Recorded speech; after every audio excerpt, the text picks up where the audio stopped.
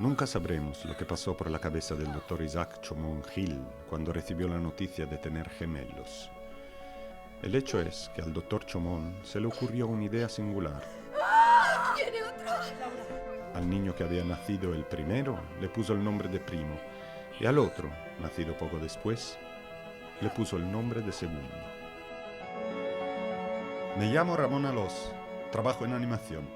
Hasta ahora nunca pensé que haría un documental, pero cuando descubrí la extraña historia de los hermanos Chomón, supe que tenía que contarla.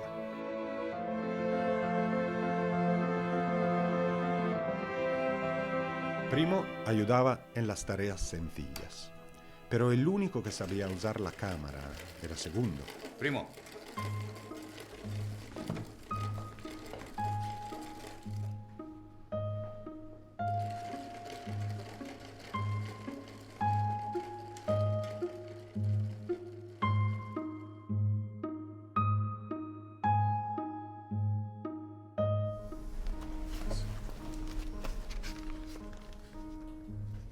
¿Y Primo?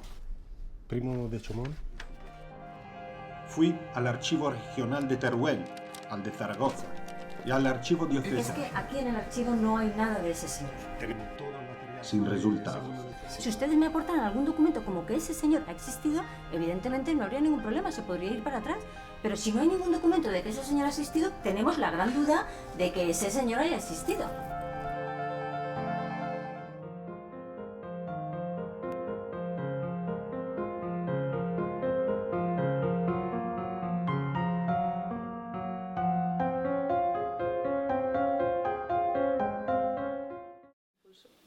Bueno, yo cuando descubrí el trabajo de Segundo de Chomón, la primera relación que tuve con su figura fue de enamoramiento, tal cual. O sea, me pareció un personaje fascinante, me pareció esa sensación de descubrir algo que debería ser mucho más conocido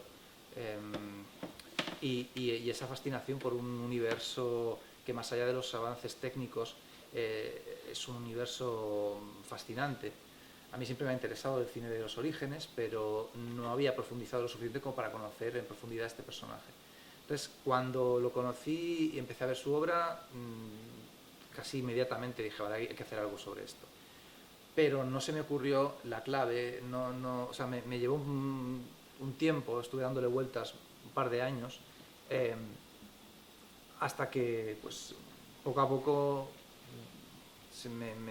me vino, ¿no?, la idea de establecer un diálogo entre realidad y ficción, un poco como homenaje a una época de cine en la que la mirada del espectador era más pura, más ingenua, y un poco para evitar el peligro que yo sentía de hacer una película académica sobre un personaje divertidísimo y que acabara siendo una cosa pesada y aburrida. Yo creo que el análisis historiográfico es mejor hacerlo en libros, hay otros formatos más adecuados para hacer un análisis en profundidad del cine en general. Las películas son otra cosa, también las películas documentales. La idea del título fue una de las primeras cosas que me empezó a sugerir algo, ¿no? Decir, bueno, ¿y esto qué podría ser? Pues si hay un segundo es porque hubo un primo. Y de alguna manera yo creo que es verdad. No sé cómo, no cómo lo he contado yo, pero de alguna manera tiene que ser algo así.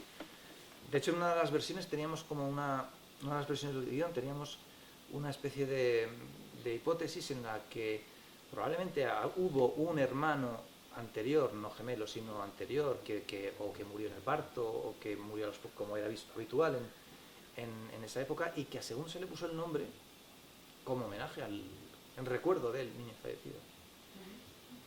Tiene que haber algo por ahí, yo creo que sí. De todas formas, luego ahonda en eso. Quiero decir, sale de un chiste, pero el segundo, él no es uno que quiere llegar primero. O sea, hace todo lo que se llama trabajo sucio, donde no se lleva, no es el director que figura, o sea, en Cabiria es Pastrone.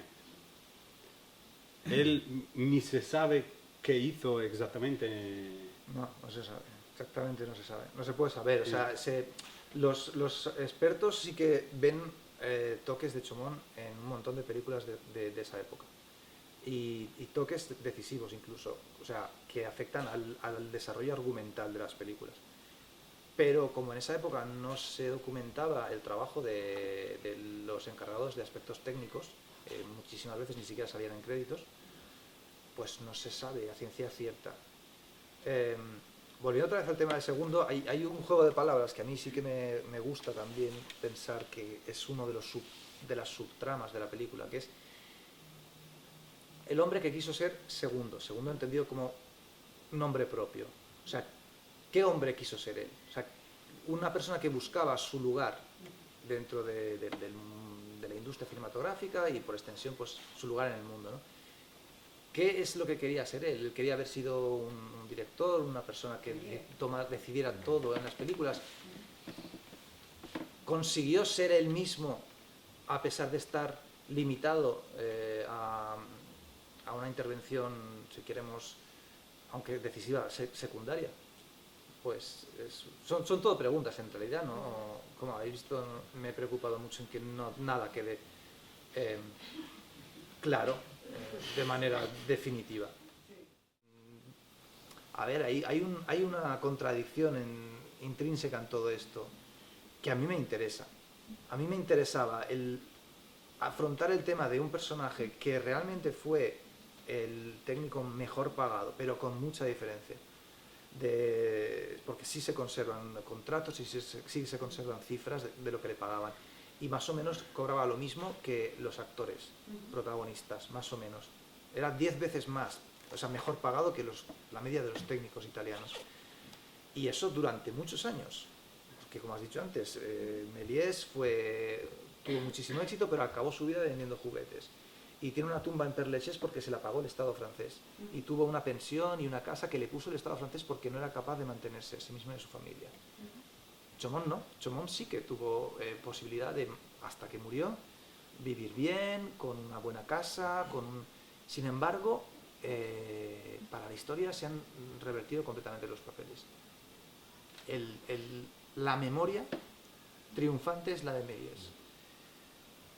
Y yo no lo niego, porque creo que Méliès es un personaje absolutamente fascinante también por otros motivos, pero lo que contribuyó Chaumont a la consolidación del lenguaje cinematográfico, de una cierta lógica productiva también, porque las películas que se consolidan en la época en la que trabajaba en Italia son las películas que establecen el modelo de blockbuster, el modelo de gran cine para todo el mundo. O sea, el año 14 se estrena Cabiria y el año 14 Griffith la copia en Intolerancia. Y utiliza todos.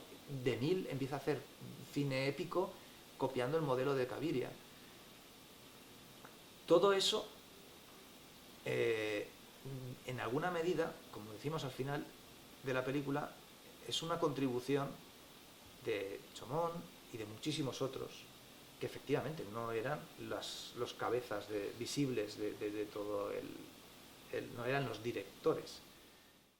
A ver, ahí se abre todo un capítulo del que cabría otra película, porque hay una historia bastante, bueno, no sé hasta qué punto es penosa o triste o sin duda un poco compleja, una situación familiar bastante compleja, precisamente con el hijo y con la suegra, con la madre de ella, que parece ser que viajó con ellos prácticamente a todas partes y que parece ser que por la rama de la familia de ella había algún tema de demencia, de algún problema no asociado con la edad, un problema que el hijo había heredado también.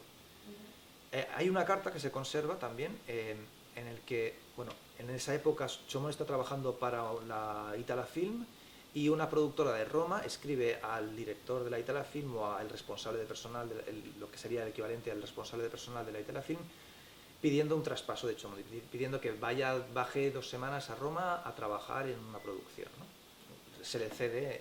Y la respuesta de esta persona dice que desgraciadamente el señor Chaumont no quiere aceptar ningún trabajo que suponga un alejamiento por más de pocos días de su casa, porque vive con creo que la palabra, es bastante rocambolesca la palabra, en la época debería ser algo así como 2 enfermos mentales. creo que usa la palabra... No, es un poco más... Hoy en día da risa, es como dos cretinos o algo así. O sea, parece que los estén insultando, ¿no? Es la manera en la que en esa época se referían a pues, dos casos de personas que estaban enfermas. No se sabe a quién hace referencia, pero sí se sabe que cuando Chomón murió, esto es una historia que contaba su nieto, ¿vale? Él tuvo un hijo y ese hijo tuvo un nieto, ese nieto murió sin descendencia. El nieto contó a Simona Nosenso, es la chica que está entrevistada en esta especie de café en principios del siglo, que conoció al nieto de Chomón y que le contó un recuerdo que tenía él de pequeño, después de haber muerto Chomón, en el que su padre, o sea, el hijo de Chomón, sacó al jardín de la casa, seguían viviendo en ese palacete que se ve ahí, un montón de películas y de rollos del padre, de Chomón, y los quemó. Y él recuerda estas llamaradas enormes de todo el celuloide. No he profundizado en ese tema, pero es bastante sintomático. La verdad es que las fotos de Chomón les retratan siempre de una manera un poco melancólica, un poco como siempre con preocupación, ¿no? Y sin embargo en sus películas hay una ironía, hay una risa y un buen humor que yo echo de menos en las fotos, no se le ve nunca sonriendo. Un poco, yo creo que porque era un poco presumido también.